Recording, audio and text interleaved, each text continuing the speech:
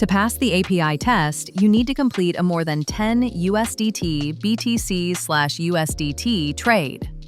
Here's the Python example code. You can also check this in our participant guide. First, get your API key and access. Open your email and copy your API key, secret key, and access passphrase. These credentials are required to authenticate all API requests. Next, check your account balance.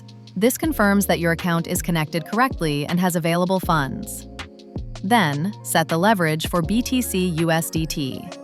This step prepares the contract settings before placing a trade. Next, place a BTCUSDT order with a value greater than 10 USDT.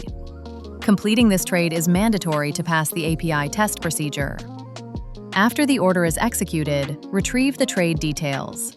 This verifies that the order was successfully completed via the API. If the API call returns a successful response, in this sample code is 200, it means the API call was successful. In the returned data, you can review account information, asset details, position, and order records, following the order of the APIs introduced earlier. If you want to check a specific order, copy the corresponding order ID from the response. Paste the order ID into the designated query endpoint, and you will be able to view the detailed order information. Our team will contact you once the testing is confirmed.